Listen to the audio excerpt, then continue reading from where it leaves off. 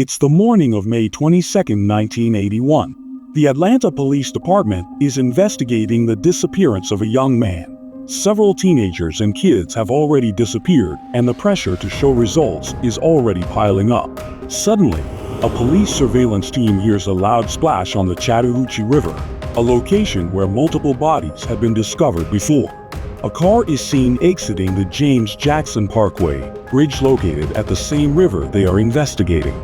Police stops the car and questions its driver, Wayne Williams. They ask him where he's going. The driver replies that he is on his way to check on an address for an audition with Cheryl Johnson. He gives them a phone number and drives away. Later, police learns that the phone number is fake and no young singer named Cheryl Johnson is coming to that area. 2 days later, they see a body floating on that very river.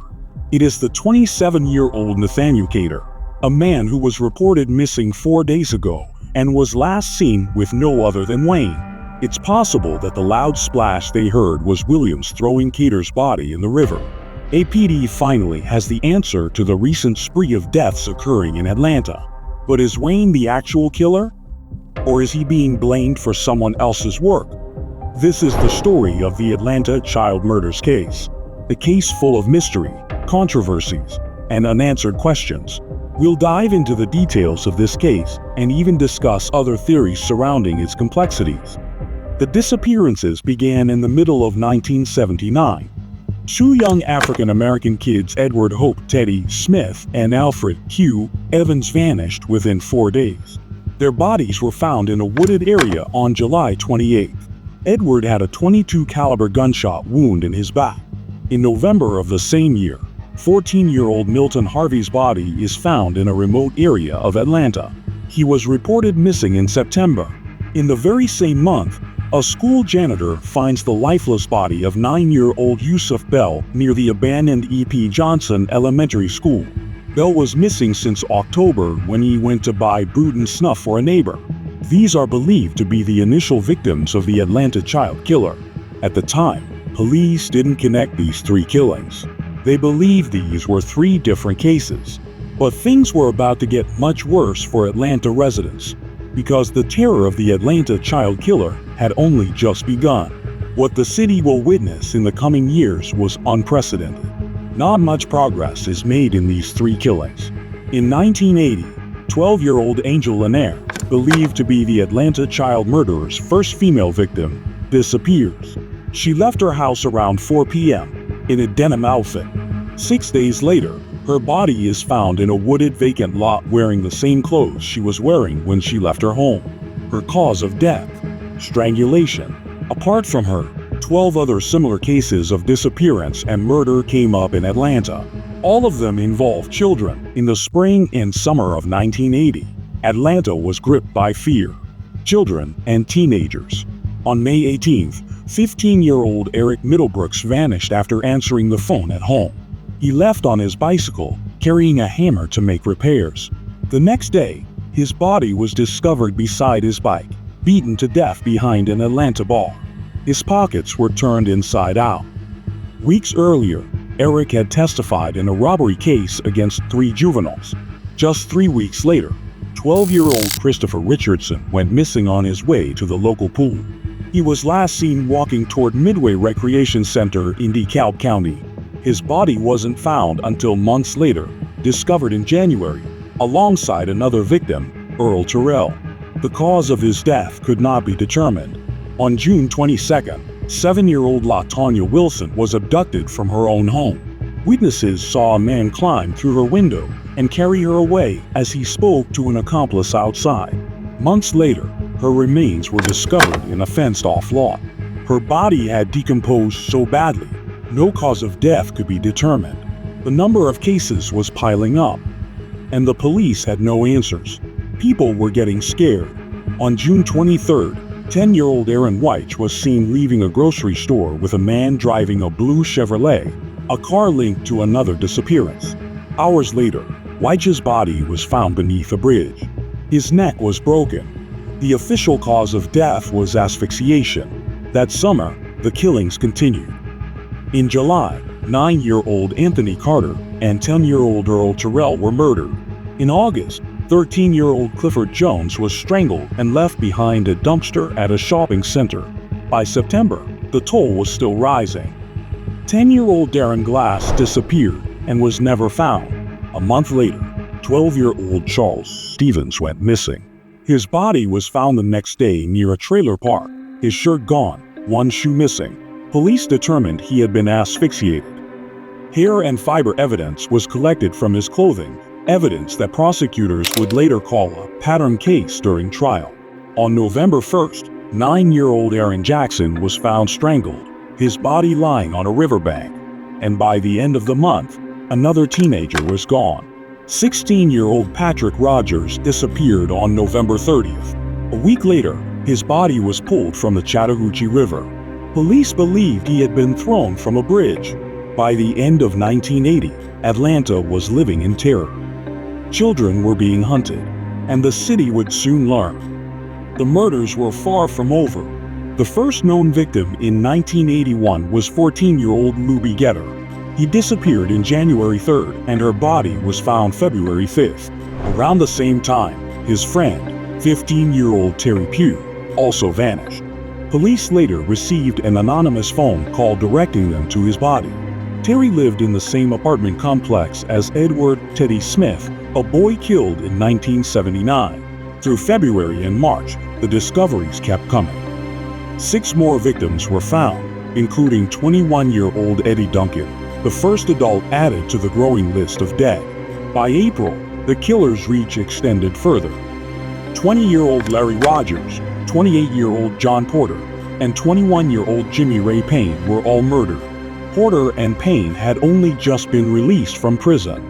Then, on May 12, FBI agents found the body of 17-year-old William Billy Starr Barrett on a wooded curb near his home. A witness, Harold Wood, described seeing a black man standing over the scene before driving away in a white and blue Cadillac.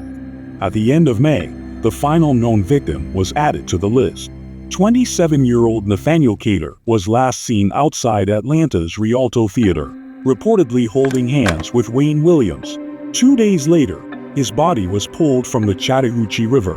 By then, the body count had stretched over 2 years. At least 28 children, adolescents, and young men gone. The city of Atlanta was drowning in fear, desperate for answers, and police were closing in on their prime suspect. And that brings us to Wayne Williams, the 23-year-old who was arrested after he was seen near the Chattahoochee River, with a loud splash noise being heard right before. Police suspected that Wayne had disposed of the body in the river and was fleeing the scene at the time. When police stopped Wayne Williams on the bridge that night, they noticed something unsettling. On the passenger seat lay a pair of gloves and a 24-inch nylon cord. Investigators said it looked strikingly similar to the ligature marks found on Nathaniel Cater and other victims, but in a critical misstep, the cord was never collected as evidence. Still, suspicion grew. Williams had been passing out flyers across Atlanta, advertising auditions for a new singing group he called Gemini, targeting young people between the ages of 11 and 21. He failed an FBI polygraph test, but the most damning evidence was physical. Fibers from a carpet inside Williams' home were matched to fibers found on 2 of the murdered children. More fibers from his house, his car, even his doll, were later matched to others. And then came the testimony of a witness. Robert Henry claimed he had seen Williams the night Nathaniel Cater disappeared, walking hand in hand with Cater, just hours before his body was discovered in the river. Piece by piece, the evidence was closing in. On June 21, 1981, the investigation reached its breaking point. Wayne Williams was arrested. A grand jury indicted him for first-degree murder in the deaths of Nathaniel Cater and 22-year-old Jimmy Ray Payne. His trial was set for early 1982. News of the arrest spread quickly across Atlanta. For months, rumors had swirled that Williams was the prime suspect. Now, it was official. FBI profiler John Douglas, one of the pioneers of criminal profiling, told reporters that if Williams was indeed the killer, he's looking pretty good for a good percentage of the killings. Douglas had previously predicted the murderer would be a young black man. an assessment that now seemed to fit Williams perfectly. In early 1982, Wayne Williams stood trial for the murders of Nathaniel Cater and Jimmy Ray Payne. The case against him was built largely on forensic evidence, tiny fibers collected from the victim's body. Investigators showed the jury how green carpet fibers from Williams' home, along with fibers from his car and even his family dog, were all consistent with those found on multiple victims. Though the defense argued the evidence was circumstantial, prosecutors painted a compelling picture. Witnesses placed Williams with Cater on the night of his disappearance, and the unusual fiber matches tied victim after victim back to Williams' home and belongings. The prosecution was allowed to present evidence from 10 other murders beyond Cater and Payne, showing what they called a clear pattern of killing. On February 27, 1982, the jury delivered its verdict. After just 11 hours of deliberation, Wayne Williams was found guilty on 2 counts of murder. He was sentenced to 2 consecutive life terms in prison. Authorities quickly declared the Atlanta child murder solved. But many families were left with questions and doubts that persist to this day. In 1986, a startling revelation shook the case. Spin magazine reported that the Georgia Bureau of Investigation had quietly pursued another lead during the Atlanta child murders, one that pointed to the Ku Klux Klan. According to the report, investigators believed members of the Klan may have been involved in the murder of 14-year-old Luby Getter, and possibly linked to more than a dozen other victims. The article alleged that a family of Klan members living outside Atlanta hoped to ignite a race war in the city. One recruiter, Charles T. Sanders, reportedly told an informant weeks before Getter's death, "I'm gonna kill that black boy. I'm gonna strangle him with my D." Shortly after, his brother Don was overheard saying he was heading out to look for another little boy. An eyewitness claimed to have seen Getter enter the car of a white man with a jagged scar on his neck, an identifying mark that Charles Sanders was said to have. Even more chilling, the Klan family owned a dog whose hairs reportedly matched those found on Getter and other victims. Despite these leads, in 1981 the investigation into Klan involvement was abruptly shut down. The findings were sealed. Years later, in 1985, an anonymous package was sent to Wayne Williams' attorney. Inside was a handwritten transcript of Klan members discussing Getter's murder, adding yet another layer of doubt and controversy to a case many believed was already solved. In 1991, Wayne Williams fought for a new trial. Represented by high-profile attorneys Alan Dershowitz, William Kunstler, and Bobby Lee Cook, Williams argued that critical evidence had been hidden. At the hearing, investigators from both Atlanta and state law enforcement admitted they had little or no knowledge of the Georgia Bureau of Investigation's probe into possible Ku Klux Klan involvement. Even more shocking, a GBI informant testified that back in 1981, Charles Sanders had openly admitted to killing Luby Getter while wearing a hidden microphone. Years later, in 2004, the case was reopened. DeKalb County Police Chief Louis Graham, one of the original investigators, ordered a fresh review of 5 victims' murders: Aaron Weich, Curtis Walker, Yusuf Bell, William Barrett, and Patrick Baltazar. Graham said he doubted that Wayne Williams, convicted of 2 murders but blamed for 22 others, was guilty of them all. But the reinvestigation was short-lived. In June 2006, after Graham resigned, Acting Police Chief Nick Marinelli announced the effort was over. "We dredged up what we had, and nothing has panned out," he told reporters. Until new evidence comes forward, these cases remain cold. The families of the victims were left once again with more questions than answers. Decades after the murders, new voices began to emerge. Following an exclusive report on the Klan investigation, a man reached out to journalists, claiming he was the informant who had once infiltrated the organization. For his safety, the media called him Larry. He believes the Atlanta child murders investigation is far from over. His decision to come forward now, he says, is simple. "I'm getting ready to die. I'd like to see closure for the families." Larry admitted the choice was not easy. Even after making contact, he hesitated, fearful for his life. It took days to convince him to speak on camera. In the 1970s, Larry had lived a double life. On the surface, he was a member of the Ku Klux Klan. In reality, he was an undercover informant, secretly working with investigators. He says he never believed in the Klan's ideology. He joined only to expose it. Now an older man, Larry describes how the memories have haunted him for decades. Tears fell as he recalled the murdered children. "This is the most heinous crime committed in the nation," he said. "Killing those kids. What harm did they do to anybody? None." He paused, his voice breaking. "I hope they find justice. They are still human. They bleed, and they hurt." For Larry, the Atlanta child murders remain an open wound. For the families, they remain an open case. In his interview, Larry revealed chilling details about the Klansmen he had profiled during the secret investigation. At one point, he even served as bodyguard for the group's Grand Dragon. He recalled a meeting where the conversation turned to the missing and murdered children. One Klansman reportedly declared, "We got to get them. We've got to start a war." The informant's words matched what's documented in the so-called 8,100 file, sealed reports from law enforcement that described a hidden Klan investigation. Officials feared releasing the findings would ignite a race riot, so the files were locked away from public view. According to Larry, the Klan's motives were as cold as they were calculated. The Klans wasn't after girls, he said. They were after boys, because boys grow up, and boys could cause a lot of problems when they got big. For Larry, those words still echo like a warning from the past. For the families of the victims, they add yet another layer of pain and doubt. The Atlanta child murders remain one of the darkest chapters in American history. Between 1979 and 1981, at least 28 children, adolescents, and young men were murdered. Their bodies were found in rivers, woods, vacant lots, and trash-strewn corners of the city.